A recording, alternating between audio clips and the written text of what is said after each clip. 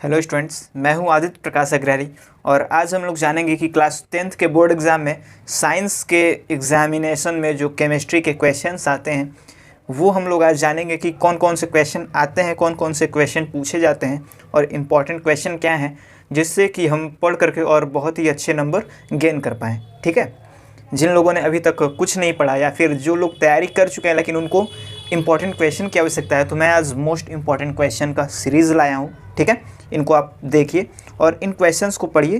पूरा उम्मीद है कि इनमें से अधिकांशतः क्वेश्चन मिल जाएंगे और इन्हीं में से क्वेश्चन आएंगे। ठीक है, स्टार्ट करते हैं। पहला क्वेश्चन है, ऊष्माक्षेपी यानी कि दहन एवं ऊष्माशोषी अभिक्रिया का क्या अर्थ है। ठीक है, उदाहरण सहित बताना है।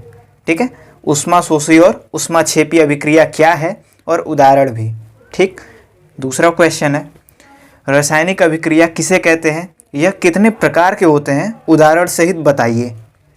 ठीक है, तीसरा क्वेश्चन है, विरंजक चूर्ण यानी कि ब्लीचिंग पाउडर। ठीक है, विरंजक चूर्ण यानी कि ब्लीचिंग पाउडर का रासायनिक नाम, गुण और फिर उपयोग लिखिए। ठीक है, ये तीनों चीज़, रासायनिक नाम, गुण और उपयोग। ठीक है, ये सभी चीज़ें लिखना है। फिर आता है अगला क्वेश्चन, बेकिंग सोडा की विधि, बनाने की विधि। ठीक है, गुण अणुसूत्र लिखिए। ठीक है, तथा इसके उपयोग भी बताइए।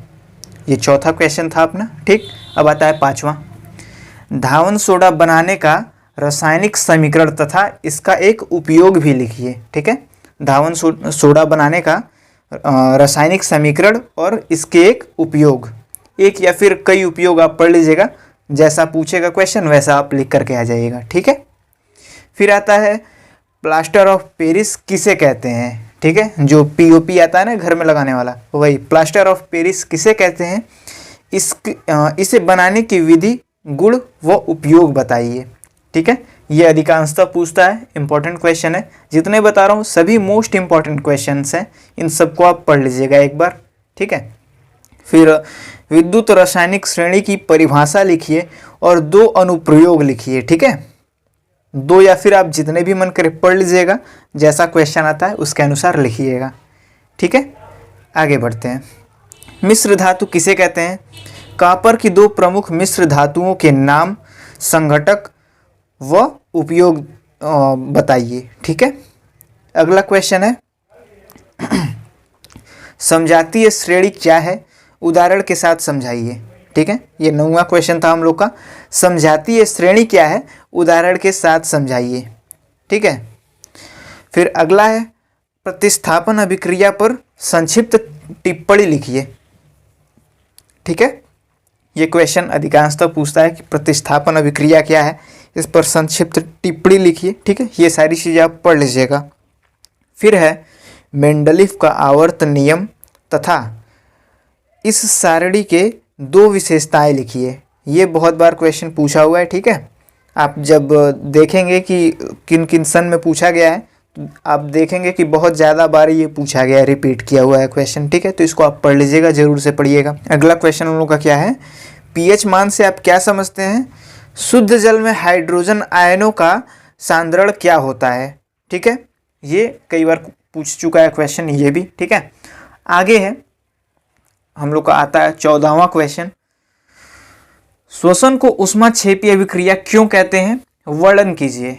ठीक है, श्वसन का जो अभिक्रिया होता है ना, श्वसन करने में क्या क्या होता है, ये सारी चीज़ें बताना है और ये ऊष्माक्षेपी क्यों होता है इसका वर्णन करना है हमको। ठीक है, अगला क्वेश्चन है, जब लोहे की कील को कॉपर सल्फेट के विलयन में डुबाया जाता है तो विलयन का रंग क्यों बदल जाता है। ठीक है, अगला क्वेश्चन हम लोग का क्या है, जब लोहे की कील को कॉपर सल्फेट के विलयन में डुबाया जाता है तो विलयन का जो रंग है क्यों बदल जाता है, ये हमको बताना है।